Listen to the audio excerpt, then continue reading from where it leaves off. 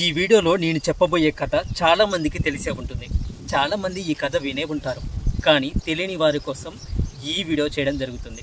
తప్పకుండా ఈ వీడియోని చివరి వరకు చూడండి మిత్రులారా. ఇంద్రుడి భార్య ఇంద్రాణి. ఆ ఇంద్రాణి ఒక చిలుకను పెంచుతూ ఎంతో ప్రేమగా చూసుకునేది. ఆ చిలుక అంటే ఇంద్రాణికి ఎంతో ఇష్టం. ఒకరోజు ఆ చిలుకకు జబ్బు చేసింది.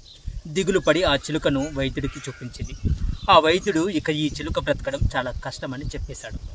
ఆ మాట విన్న ఇంద్రాణి పరుగున ఇంద్రదేవుని వద్దకు వెళ్ళి, ఓ ఇంద్రదేవ, మీరేం చేస్తారో నాకు తెలియదు, కానీ నా ఈ చిలుకను బ్రతికించండి, లేదంటే నేను కూడా ఈ చిలుకతో పాటే చనిపోతాను అని కన్నీరు పెట్టుకుంది ఇంద్రాణి.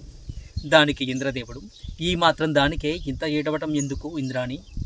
అందరి తలరాతలు వ్రాసేది బ్రహ్మదేవుడే కదా, నేను వెళ్ళి ఆ బ్రహ్మదేవుడిని ప్రార్థిస్తాను, నువ్వేం దిగులు పడకు అని బ్రహ్మదేవుడి దగ్గరికి ఇంద్రుడు వెళ్ళాడు. ఇంద్రుని ద్వారా విషయం తెలుసుకున్న బ్రహ్మదేవుడు, నేను తలరాతలను మాత్రమే వ్రాస్తాను ఇంద్రదేవ, దాన్ని అమలుపరిచేది శ్రీ మహావిష్ణువు, కావున మనం శ్రీ మహావిష్ణువు దగ్గరికి వెళదాం పదా అంటూ బయలుదేరారు.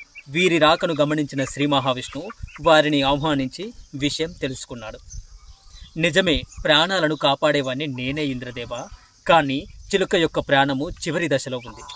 మళ్ళీ ఊపిరిపోయాలంటే శివుడికి మాత్రమే సాధ్యమవుతుంది. మన ముగ్గురం కలిసి శివుడిని ప్రార్థిద్దాం పదండి. ముగ్గురు శివుడి దగ్గరికి వెళ్ళి విషయం చెప్పారు.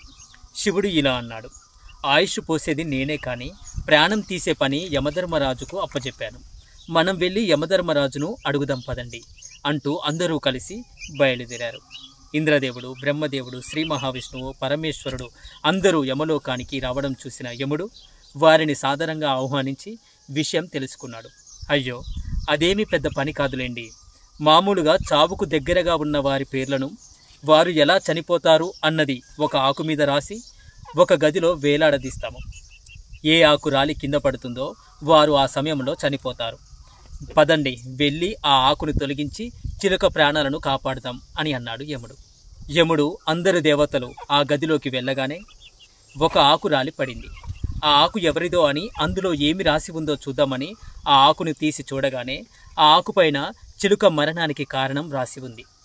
ఆ ఆకు మీద ఏం రాసి ఉందో తెలుసా? ఎప్పుడైతే ఈ గదిలోకి ఇంద్రదేవుడు, బ్రహ్మదేవుడు, శివుడు, శ్రీ మహావిష్ణువు, యమధర్మరాజు ఒకేసారి ఈ గదిలోకి వస్తారో అప్పుడు ఈ చిలుక మరణిస్తుంది అని వ్రాసి ఉంది. దీన్నే విధి అంటారు. ఇదే విధి. విధిని ఎవరూ మార్చలేరు. ఏమంటారు మిత్రులారా? సర్వం శ్రీకృష్ణార్పణమస్తు. హరే కృష్ణ. మీకు ఈ వీడియో నచ్చితే లైక్ చేయడం మాత్రం మర్చిపోకండి. హరే కృష్ణ.